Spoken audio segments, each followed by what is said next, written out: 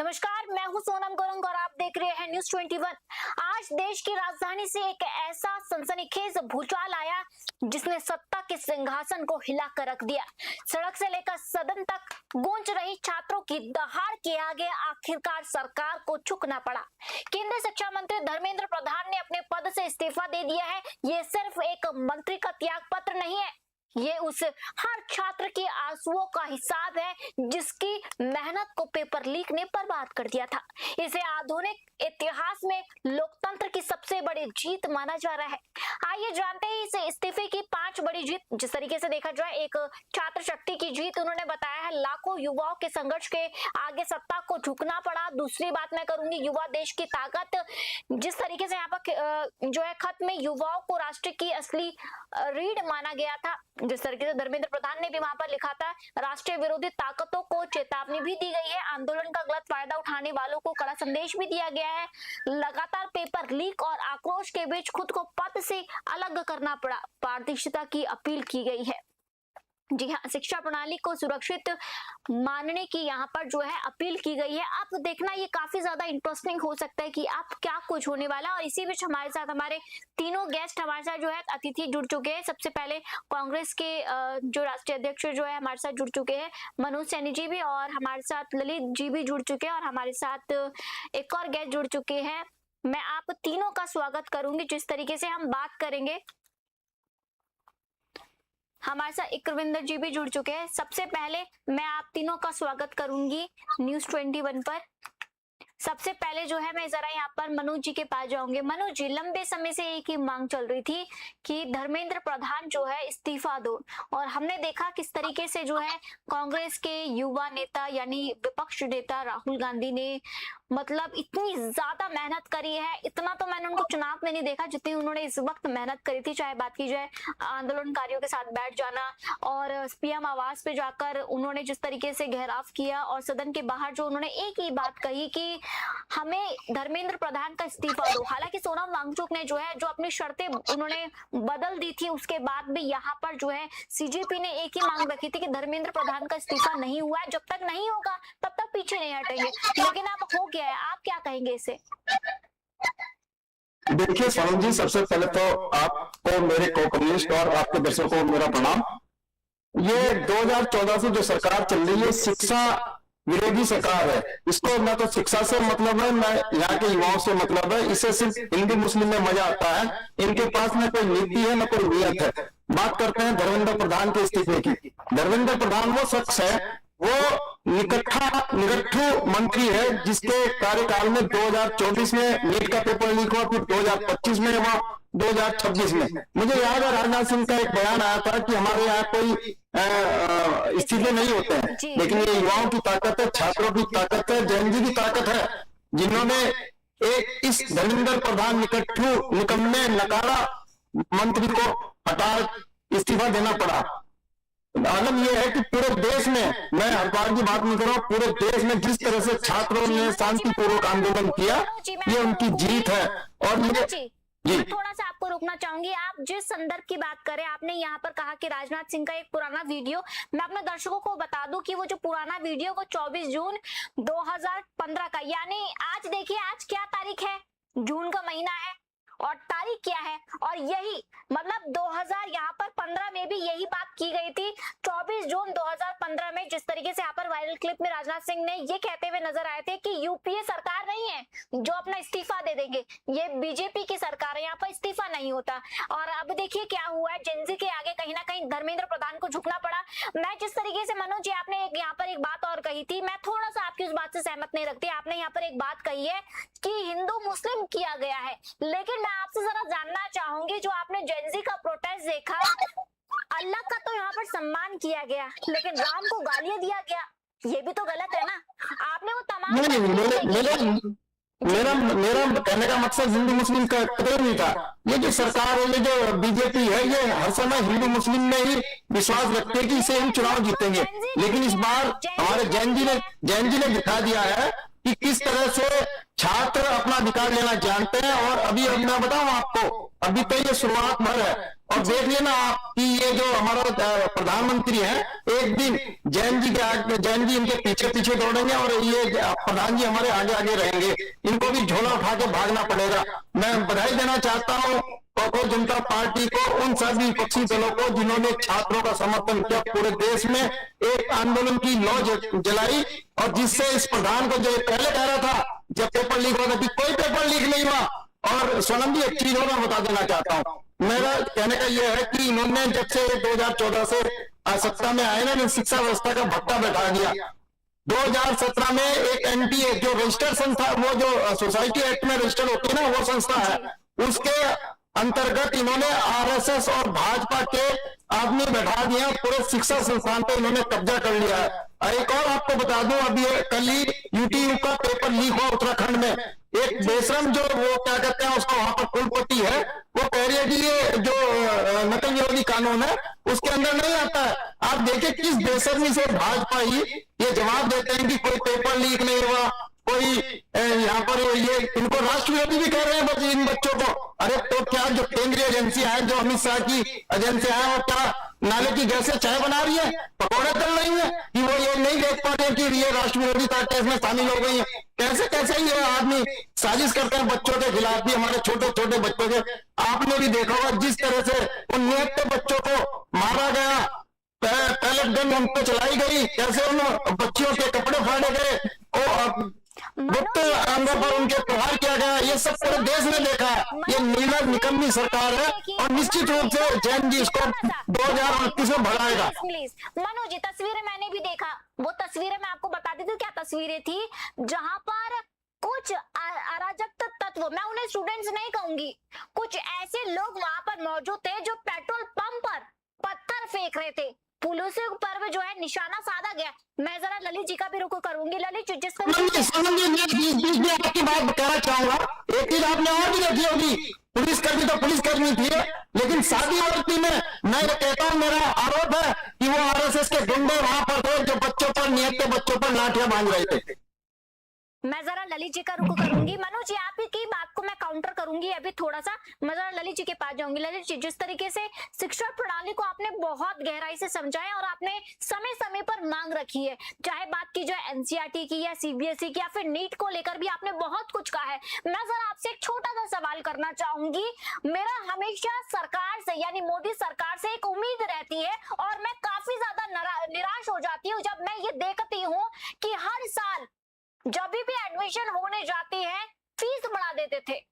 अब जून जुलाई जिस तरीके से बात की जाए, अभी गर्मियों की छुट्टियां पड़ जाती है, उनसे भी पैसा लिया जाता है, पेरेंट्स से लूटा जाता है। और आप देखिए शिक्षा प्रणाली जो है, पहले जहां पर बच्चों को शिक्षा देने की बात कही गई थी, कहीं ना कहीं आज की डेट में एजुकेशन बिजनेस बन गया। मैं साफ कहूंगी एजुकेशन बिजनेस बन गया है। यहाँ पर सरकार को कुछ नहीं दिखता, बस पैसा कमाना है। और इसी वजह से आज सरकारी स्कूल बंद होते हुए जा रहे हैं और हर जगह पे आज प्राइवेट स्कूल खुल रहे हैं। कहीं ना कहीं मैं मोदी सरकार को भी यहाँ पर गलत बोलूंगी। ललित जी, मैं थोड़ा सा आपकी प्रतिक्रिया इसमें जाऊंगी, फिर मैं दोबारा इसी मुद्दे पे आऊंगी।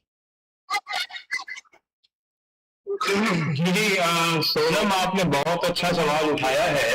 एक्चुअली हो क्या रहा है, ये केवल बीजेपी सरकार की बात नहीं है। जो पिछली सरकारें आई हैं 1980 के बाद से, उन सभी सरकारों के समय से जो एजुकेशन है, खासतौर पर मेडिकल और इंजीनियरिंग का एजुकेशन, वो एक इंडस्ट्री बन चुका है।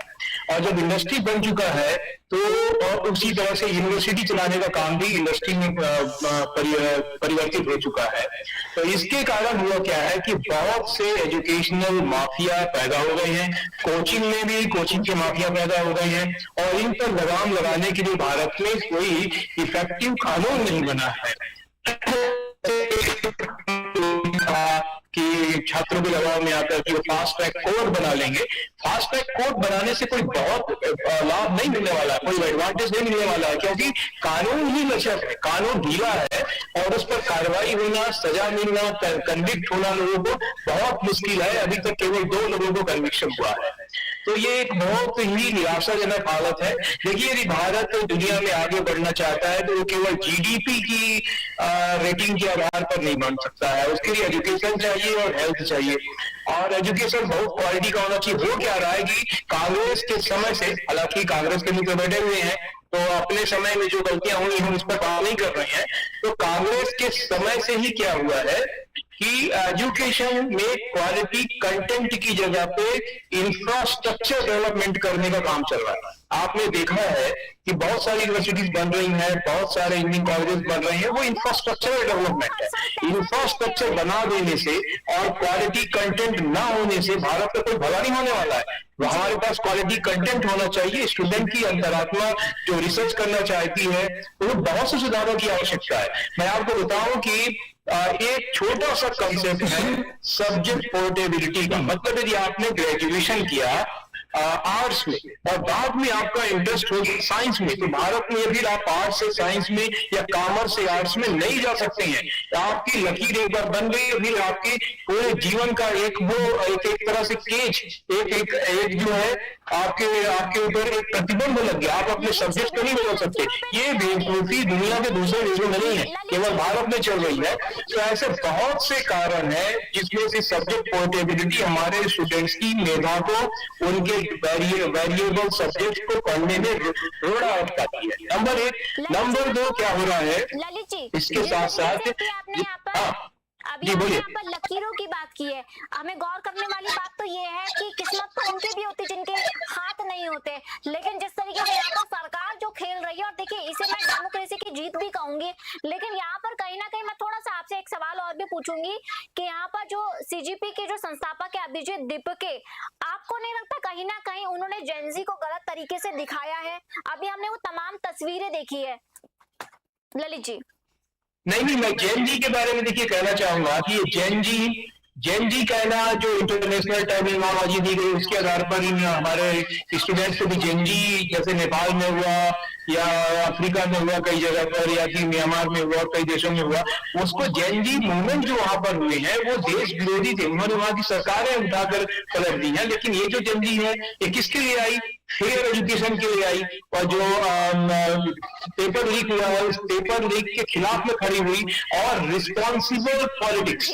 रिस्पॉन्सिबल पॉलिटिक्स अकाउंटेबिलिटी के नाम पर खड़ी हुई है। उन्होंने भारत के राष्ट्रीय गीत गाए, झंडा ऊंचा रहेगा गीत गाया। कोई भी आंदोलन में क्या होता है, कुछ न कुछ उपद्रवी सामने आ जाती है। तो मैं देख रहा था कि जो तथाकथित राष्ट्रवादी सोशल मीडिया के लोग हैं, मैं कुछ का नाम ले लूं, एक अजीत भारती है और जयपुर डायलॉग है, सब अपने आप को राष्ट्रवादी कहते हैं। इन लोगों ने चुन कर गालियां देने वाले, जैसे कुछ बच्चे गालियां दे रहे हैं या कुछ कुर्बान कर रहे हैं या पत्थर फेंक रहे हैं, केवल उन्हीं की वीडियो बनाकर एक माहौल बनाने की कोशिश की और आगे लोग हार गए।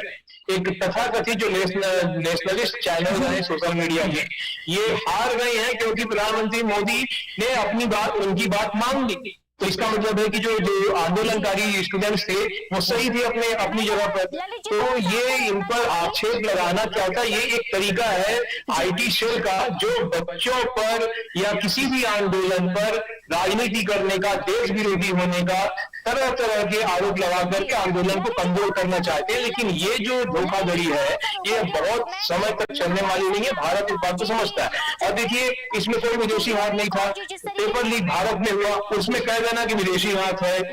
राम मंदिर में चोरी हुई तो उसमें कह देना कि जो है भारत वो विदेशी शक्तियां या मुस्लिम शक्तियां या कुछ और लोग जो है ये सब करा रही हैं। ये बिल्कुल गलत बात है। ये हमारा अपना हिंदुओं का, भारतीयों का अपना विषय है और हम अकाउंटेबिलिटी चाहते हैं सरकार से। सरकार किसी की भी हो, अकाउंटेबिलिटी चाहते हैं। कांग्रेस में आपने देखा अन्ना हजारे जी का आंदोलन हुआ था अकाउंटेबिलिटी के लिए। कांग्रेस ने किस बुरी तरह से जो है उस आंदोलन को कुचला था, हालांकि बाद में उन्हें भी समझौता करना पड़ा। आज उसी की पुनरावृत्ति आ रही है। दुर्भाग्य से जब मोदी जी आए तो वो सबका साथ, सबका विकास के नारे के साथ दिया और शुरू में बहुत अच्छा चला। धीरे धीरे क्या हुआ कि जो उनके मंत्रिमंडल में जो नकारा किस्म के मंत्री हैं, जिनमें से ये आप किसी एक मंत्री को हटा दिया गया, ऐसे बहुत से मंत्री खासतौर पर भारत में कभी भी पिछले 10 साल में एक अच्छा शिक्षा मंत्री और एक अच्छा कल्चरल मंत्री, एक कल्चरल मिनिस्टर जो रिस्पॉन्सिबल है, लोगों की बात सुन के भारतीय संस्कृति को आगे बढ़ाने में काम करे, ये नहीं मिला है। मोदी जी को इस बात को ध्यान रखना चाहिए। यदि वो विश्व गुरु की बात करते हैं तो हमें एक अच्छा एजुकेशन मिनिस्टर, एक अच्छा कल्चरल मिनिस्टर और एक अच्छा जो एक देश के पीएम है, आप उनको इस तरह की भाषा से बोल रहे हो, ये मैं इसको बिल्कुल सपोर्ट नहीं करूंगा। चला जाएगा। सर, आपको लोग कहीं ना कहीं लगता है कि जो इस्तीफा दिया है धर्मेंद्र प्रधान ने, कहीं ना कहीं वो बिल्कुल सही है? बिल्कुल इस्तीफा तो होना चाहिए था, क्योंकि जितने भी पेपर लीक ललित जी, हुए मैं हैं। थोड़ा सा रोकूंगी। ललित जी रुक जाइए। ललित जी, लगता है ललित जी को आवाज नहीं जा रही है मेरी। ललित जी थोड़ा सा प्लीज, मैं आपसे थोड़ा सा रिक्वेस्ट करना चाहूंगी, थोड़ा सा। मैं जरा अन्य गेस्ट के पास जाऊंगी, मैं कौर जी के पास आऊंगी। कौर जी, जिस तरीके से अभी आपने जो बताया है, आपने ये कहा है कि जिस तरीके से जो वीडियो सामने आया था जहाँ पर प्रधानमंत्री मोदी को गालियां भी दी जाए, क्या बहुत अभद्रता। आप एक महिला है और आपने जो वो वीडियो देखी, आपको क्या लगता है, क्या उनके घर वाले भी किस तरीके से उनको सपोर्ट कर रहे होंगे फिर? नहीं, मैं पहले भी बोला है मैंने कि इस तरह की भाषा का प्रयोग करना ये बिल्कुल भी हमारी संस्कृति के हक में नहीं है। ना ही हम अपने बच्चों को इस तरह के संस्कार संस्कृति दिया जो है ना पेपर लीक करवाना और नहीं सर, मैं ऐसा कुछ नहीं कह रही हूँ, आप मुझे बोलने दीजिए। मैं ऐसा कुछ नहीं कह रही हूँ, मैं एक बात बोल रही हूँ कि जिस तरह से आप अगर एक जंग लड़ रहे हैं सर, आप बोलने तो दीजिए मुझे, आप बोलने तो दीजिए मुझे। मैं ये बोल रही हूँ कि एक जो तरीका है एक लड़ाई लड़ने का, मुझे नहीं लगता ये सही तरीका है। लेकिन मैं ये भी नहीं कह रही हूँ कि उन्होंने जो डिमांड करी एजुकेशन मिनिस्टर की रेजिग्नेशन की, वो सही नहीं थी, वो बिल्कुल सही थी। क्योंकि पेपर लीक हुआ है कि कहीं ना कहीं हमारे एजुकेशन मिनिस्टर की, प्राइम मिनिस्टर की रिस्पॉन्सिबिलिटी होती है इस देश के में जो भी होता है उसको वो रिस्पॉन्सिबिलिटी उनको लेनी चाहिए। लेकिन इसका ये मतलब भी नहीं है कि आप मतलब इंटरनेट पे, सोशल मीडिया पे किस तरह की भाषा का प्रयोग किया जा रहा है। लोग हंस रहे हैं उससे, सिर्फ नॉट जस्ट हमारे पीएम की नहीं, वो जो वीडियोस है पूरे ऑल ओवर वर्ल्ड में जा रही हैं, उससे हमारे देश का नाम भी खराब हो रहा है। तो उसको मैं नहीं समझती हूँ कि ये सही है। मैं जरा मनोज जी के पास आती हूँ। मनोज जी, जिस तरीके से अभी आपने कौर जी की भी बातें सुनी है, मैं जरा ललित जी के पास भी आऊंगी।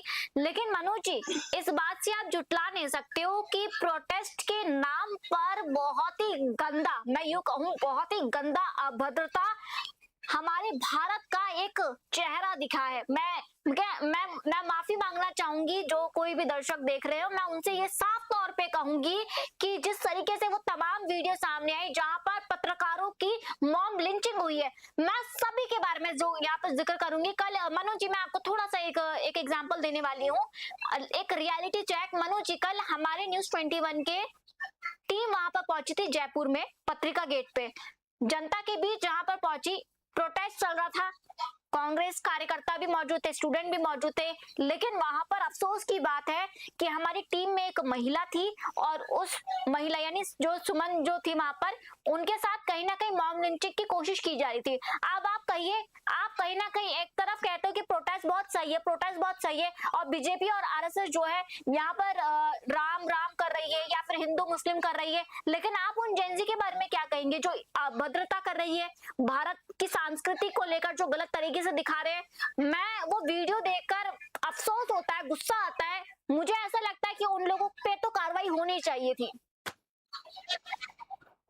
देखिए सोनम जी, यदि किसी ने इस तरह की गुस्ताखोरी की है या मॉब लिंचिंग करने की कोशिश की है तो निश्चित रूप से उसके खिलाफ कार्रवाई होनी चाहिए। लेकिन इसके साथ तो आप दूसरा पक्ष भी देखिए, जिस तरह से जो मुख्य स्ट्रीम का मीडिया है और जिस तरह की वो कवरेज है, जिस तरह से वो देश को भ्रमित करने का प्रयास कर रहा है, निश्चित रूप से ये क्रिया की प्रतिक्रिया होगी। अब आपको बताते हैं, अभी हमारे ललित भाई जी ने कहा कि कांग्रेस के समय में भी कमियां रही। बताइए मनोज जी, साफ शब्दों में बस इतना बताइए, do you support that things जो वहां पर हुई थी? आप बस इतना बताइए। सोनम जी मैंने क्या कहा? सोनम जी मैंने क्या कहा? मैंने कहा जो इस तरह के, आप बस इतना बताइए। प्रधानमंत्री को, वो देश का प्रधानमंत्री है, वो भाजपा का प्रधानमंत्री नहीं है। यदि उनको गालियां दी है तो निश्चित रूप से उनके खिलाफ कड़ी कार्रवाई की जानी चाहिए। और इतने बड़े आंदोलन में 2-4 उपद्रवी पैदा होते हैं जो इस तरह की हरकत करते हैं। और मेरा तो आरोप है, ये जो गालियां दे रहे होंगे, ये जो अभद्र भाषा का प्रयोग कर रहे होंगे, जो मॉब लिंचिंग जैसा आप बता रही हैं, ये हो सकता है आरएसएस के भाजपा के कार्यकर्ता हो जो उस आंदोलन को बदनाम करना चाह रहे हो। मैं भी, सोनम जी सुनिए मेरी, मैं भी कम से आपने यहाँ पर गाली की बात करी, मैं जरा थोड़ा सा आपका नजरिया पीछे की तरफ लेके जाती हूँ। मनोज जी थोड़ा सा, मैं आपका जो नजरिया है मैं थोड़ा सा पीछे की तरफ लेके जाती हूँ। जरा मैं आपको बिहार चुनाव की जरा थोड़ा सा घटना मैं आपको बताऊंगी जहाँ पर प्रधानमंत्री मोदी की माँ को गाली दी गई है। अब आप बताइए, उस वक्त भी कांग्रेस खामोश थी, उस वक्त भी कांग्रेस ने यही कहा कि नहीं नहीं ये तो हमारा कोई था ही नहीं, कुछ भी नहीं था, एआई बना दिया गया था। सरकार क्या पकड़ चल रही है? जिसने भी गाली दी है, जो भी एक आंदोलन आता है, निश्चित रूप से हम कह रहे हैं जो भी सरकार को उसके खिलाफ चलाकर बंदूक चला रही है। आप ये बताइए, मैं पूछना चाहूंगी कांग्रेस से भी और विपक्ष से भी, जो ये सारी घटनाएं हुई है, आप ये बताइए मॉब लिंचिंग यहाँ पर जिस तरीके से आपने बोला स्टूडेंट्स के कपड़े फाड़े गए हैं, आपने शायद वो तस्वीरें नहीं देखी जहाँ पर पेट्रोल पंप पर पत्थर फेंके गए। आप ये सोचिए, पेट्रोल पंप इतने सेंसिटिव जगह पर अगर इस तरीके की घटना हो जाती, सोनम जी मैंने क्या कहा, इतना बड़ा आंदोलन है, इतने हजारों लाखों बच्चे वहां इकट्ठे हुए हैं, कुछ हो सकता है भाजपा और आरएसएस के गुंडे, मैं फिर कहूंगा, वो उसमें शामिल होकर उन्होंने इस तरह की उपद्रवी घटनाएं की है। कहा वो दिल्ली पुलिस, कहा विशाल की पुलिस, कहा वो बच्चे आप चिन्हित कीजिए जिन्होंने भी इस तरह के कारनामे किए हैं, उनको सलाखों के पीछे भेजिए। तो विपक्ष खड़े हो जाइए। लेकिन आंदोलन को भटकिए मत, बच्चों पर पैलेट गन चली है, बच्चों पर लाठियां चली है, बच्चों के जो दिव्यांग है उन पर लाठियां बरसाई गई है, सब वो नहीं आपको याद आ रहा? नहीं, आप यहाँ पर जिस तरीके से कॉन्स्टिट्यूशन की बात कर रहे हो और जिस तरीके से अभी आपने बोला है, मैं उसका सपोर्ट नहीं करती हूँ, बिल्कुल भी नहीं करती हूँ। मैं मानती हूँ ये युवाओं का प्रदर्शन था और युवाओं की आज जीत हुई है, यहाँ पर डेमोक्रेसी की जीत हुई है। धर्मेंद्र प्रधान का इस्तीफा ये कुछ लोग भाजपा और आरएसएस के गुंडे भेजे जा सकते हैं जिन्होंने इस आंदोलन को बदनाम करने की कोशिश की है, वरना वही धर्मेंद्र प्रधान इस्तीफा नहीं देता। ये पूरे देश में जब आंदोलन की आग भड़क उठी तब जाकर उन्होंने इस्तीफा दिया है। दिल्ली आज आधुनिक प्रणाली हमारे पास है, सब अत्याधुनिक एआई उपकरण हमारे पास है, चिन्हित कीजिए इनको जिन्होंने पेट्रोल पंप पर पेट्रोल बम फेंके, जिन्होंने इस तरह की घटनाएं भाषाएं का प्रयोग किया, उन्हें चिन्हित कीजिए, उन्हें जेल भेजिए। इसे कोई इंकार नहीं कर सकता, लेकिन छात्रों के आंदोलन को बदनाम करना बंद कर दीजिए। और निश्चित रूप से इस बार ये सोशल मीडिया की जीत हुई है। इस बार जो मुख्य धारा का मीडिया है, जो चाटुकारिता में लगा रहता है, जो मोदी नाम पड़ता है, उसको बच्चों ने, हमारे छात्रों ने उखाड़ फेंका है, उसकी विश्वसनीयता खत्म कर दी है। और यकीन मानिएगा आने वाला भविष्य युवाओं का और उज्जवल होगा। मनोज जी, मैं जरा यहाँ पर ललित जी का रुख करूंगी। ललित जी, मैं एक सवाल करना चाहूंगी। अभी आपने यहाँ पर संस्कृति की बात कही है, मैं बस आपसे एक सिंपल साधारण सा सवाल करना चाहूंगी। सोनम जी, अभी हमारे ललित भाई ने अन्ना आंदोलन की बात की, मैं माफी के साथ कहना चाहूंगा, ललित जी, अन्ना हो, चाहे रामदेव हो, चाहे वीके सिंह हो, चाहे किरण बेदी हो, ये सब भाजपा के पिट्ठू थे। उन्होंने यूपीए सरकार को बदनाम करने के लिए वो आंदोलन चलाया था, जो पर्दाफाश हो चुका है। कहाँ गए वो टूजी जो आरोप लगा रहे थे? एक भी चिड़िया नहीं फंसी उनके जाल में। जो है आप भी अपनी पार्टी के जो गलत काम है उन्हीं को डिफेंड कर रहे हैं। सैनी जी, उस समय पर आंदोलन भ्रष्टाचार के खिलाफ हुआ था, करप्शन के खिलाफ हुआ था। वो लोकपाल बना ना, जिसपे ये बनाने के लिए फंडिंग की है उसकी। और यहाँ पर किसकी फंडिंग हो रही है फिर? इस प्रोटेस्ट में किसकी फंडिंग हो रही है, आप ये बताइए। ये बच्चे हैं, छात्रों के, आपने देखा नहीं है कि कैसे जो स्वयं के अपने निस्वार्थ भाव से वहां पर खाना भेज रहे हैं, सब कुछ कर रहे हैं। सोनम, क्या है कि जो भाजपा के समय आंदोलन हो रहे हैं वो ठीक है, जो कांग्रेस के समय आंदोलन हो रहे हैं वो सारे गलत। ये एक पार्टी स्पेसिफिक जो व्यू होता है वो ललित जी, ये पार्टी खुल चुकी है।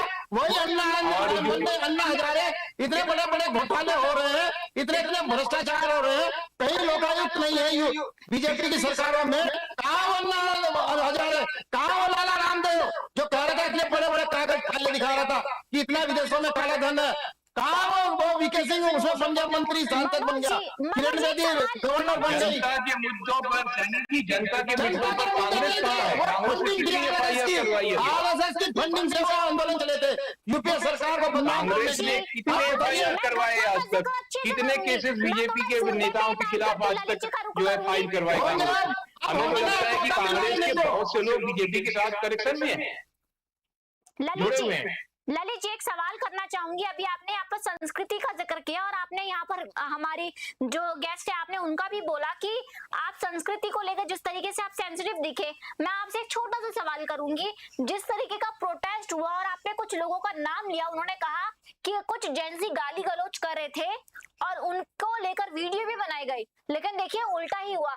आप सपोर्ट करते हो ऐसे लोगों को? आप इस चीज को सपोर्ट करते हो कि जेंजी किस दिशा में जा रही है? ललित जी, सोलम जी, हो क्या रहा है कि जो पॉलिटिकल पार्टी अभी तक कुछ नहीं कर पा रही थी इस गवर्नमेंट के खिलाफ में, उन्हें एक सहारा दिया इस आंदोलन में। और ठीक है, और जब कोई सही आंदोलन होता है तो उसमें सबको साथ आना चाहिए। इसमें ये अलग अलग कांग्रेस वाले लोग और कोई लोग वो यदि शामिल होते हैं एक अच्छे उद्देश्य के लिए तो उसका स्वागत है। लेकिन इसका अर्थ ये नहीं है कि मेरे समय में जो आंदोलन हुआ वो जो है वो बीजेपी की पॉलिटिक्स थी और जो आपके समय में आंदोलन हो रहा है वो स्टूडेंट्स की डिमांड है। तो ये जो दोहरा रवैया है ये ठीक नहीं हमारे पॉलिटिशियंस का। देखिए, आपको भारत जो एक मैच्योर देश है, यहाँ का स्टूडेंट एजुकेटेड है, क्या उसके पास उसका सोचने की क्षमता है। तो क्या हो रहा है यदि किसी आंदोलन में एक तरफ तो बीजेपी ने क्या मॉरल पॉलिसिंग की, आंदोलन की वैल्यू गिराने की कोशिश की, ये एक बहुत बड़े पैमाने पर हुआ, उनके सोशल मीडिया हैंडल्स के द्वारा हुआ। दूसरी तरफ कांग्रेस क्या हुआ, उसे एक मौका मिला कि वो बीजेपी पर आरोप लगाए और आरोप लगाने के द्वारा जो है इस आंदोलन में अपना जो उनका इंटरेस्ट है उस इंटरेस्ट को सामने रखे। लेकिन इस तरह के मुद्दों पर जहां ऐसे आंदोलन हो जो पब्लिक इंटरेस्ट में है, वहां उनको इस तरह से मलाइन करने की कोशिश नहीं करनी चाहिए। कोई समझता भी नहीं है। मैं बिल्कुल ये इस बात से सहमत हूँ कि जिस तरह के कुछ वीडियो आए वो बहुत ही अपमानजनक थे, भारत के खिलाफ थे। लेकिन आपको पता होना चाहिए कि दिल्ली में JNU जैसा इंस्टीट्यूट भी है जहां से भारत तोड़ों की आवाज आती रहती है, आज भी आती है। और आज तक ABVP भी जो बीजेपी का संगठन है, RSS का विंग है, वो आज तक JNU को जीत नहीं सका। तो वहां पर ऐसे उपद्रवी तत्व हैं और वो उन्होंने कुछ किया होगा, पर क्या जो मंच पे थे लोग, जो वास्तविक आंदोलनकारी थे, उन्होंने कोई ऐसी बात की? कोई ऐसी बात नहीं। इसलिए आप दोनों के बीच में डिफरेंशिएशन करें। सभी लोग को डिफरेंशिएशन करना चाहिए। किसी आंदोलन को एक साथ एक बार में कुछ कारणों के कारण। ललित जी, आप कुछ कह रहे हैं? जी ललित जी, यहाँ पर अभी आपने कहा कि JNU को RSS या बीजेपी जीत नहीं पाया।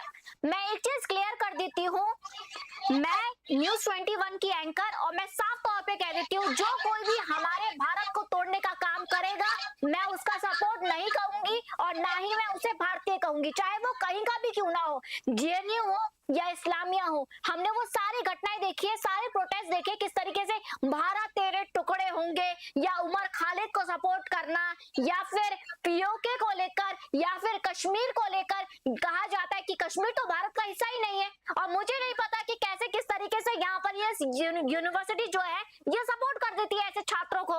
मैं जरा यहाँ पर कौर जी का यहाँ पर जो है रुको करूंगी। कौर जी, जिस तरीके से अभी आपने दिल्ली देखी है और दिल्ली में आपने तमाम कवरिंग करी है, मैं जरा आपसे चाहूंगी कि ग्राउंड लेवल पे आपने क्या क्या देखा है वो तस्वीरें बताइए आप। देखिए, सबसे पहले तो मैं ये बोलूंगी, ये स्टूडेंट्स का मुद्दा था जी। ये एग्जाम्स लीक हुए उसी से रिलेटेड ये प्रोटेस्ट स्टार्ट हुआ, तो यहाँ पॉलिटिक्स करना बिल्कुल सही, मैं इसको नहीं मानूंगी। दूसरा, ये बात बिल्कुल सही कही गई है कि वहां पर बहुत ज्यादा अभद्र भाषाओं का प्रयोग किया गया, जो इंटरनेट पे सोशल मीडिया पे जो भरमार है ऐसी वीडियोस की, उसकी सपोर्ट तो मुझे नहीं लगता जो CGP के को-फाउंडर हैं या सोनम जी हैं वो भी इस चीज को बोलेंगे कि विद्यार्थी सही कर रहे हैं या उन्होंने इस भाषा का प्रयोग किया है वो सही है। जी, विडंबना तो देखिए कि यहाँ पर जो है भारत में रह रहे हैं, भारत का खा रहे हैं और भारत के बलबूते पे अपनी आइडेंटिटी बना रहे हैं जी, और भारत को ही गाली दे रहे हैं। आपने वो देखा ही होगा तमाम तस्वीरें जहाँ पर अन्य कंट्रीज का जो है जिक्र किया जाता है। अब मैं उन जो है एक्ट्रेस एक्टर्स पे भी आऊंगी, उन एक्टरों की भी बात करूं जो खुलकर ये बात करते हैं कि नहीं ये जेनजी का प्रोटेस्ट है, वो जीत है। मैं मानती हूँ कि जेनजी का प्रोटेस्ट है। मैं जरा कौर जी आपसे पूछना चाहूंगी, जिस तरीके से अभी सैनी जी ने भी ये बात कहा, ललित जी ने भी ये बात कहा, डू यू सपोर्ट और डू यू थिंक कि जहां पर जंतर मंतर पर जो प्रोटेस्ट चल रहा था वहां पर जितने भी लोग पहुंचे थे क्या वो स्टूडेंट्स थे? नहीं, मैं सबका तो नहीं मैं बोल पाऊंगी, ऐसा तो मैं बिल्कुल नहीं मान पाऊंगी कि वो सारे स्टूडेंट थे। हाँ, स्टूडेंट्स थे, मैं उस चीज का डिनाई नहीं कर रही हूँ, स्टूडेंट्स थे और पूरे भारत से बहुत अलग अलग जगहों से लोग आए गए थे। ये भी एक बहुत बड़ा सच है, क्योंकि स्टूडेंट्स ने मिलकर इसके खिलाफ आवाज उठाई है कि हमारे साथ गलत हो रहा है, हमारे भविष्य के साथ गलत हो रहा है। लेकिन अगर आप ये कहोगे कि सारे स्टूडेंट थे, नहीं, ये बिल्कुल कहना सही नहीं होगा। जिस तरीके से वो तमाम हमने तस्वीरें देखी और उसको देखने के बाद एक ही मन में सवाल उठता है कि आखिर हमारा देश किस दिशा में जा रहा है। लेकिन आज जो है कहीं ना कहीं डेमोक्रेसी की जीत हुई और जेनजियों की जीत हुई। जिस तरीके से जेनजी ने यहाँ पर लगातार 36 डे तक जो एक मांग रखी थी कि इस्तीफा चाहिए और आज उसकी जीत हुई है। धर्मेंद्र प्रधान ने इस्तीफा दे दिया। अब ये देखना दिलचस्प होगा कि हमारे जो ये आने वाले समय में कौन शिक्षा मंत्री के पद में ग्रहण करता है। खैर, सूत्रों से बहुत सारे ऐसे कयास लगाया जा रहा है, लेकिन फिलहाल आप देखते रहिए न्यूज़ 21 और मैं अपने तमाम अतिथियों का भी धन्यवाद करूंगी हमारे साथ जुड़ने के लिए।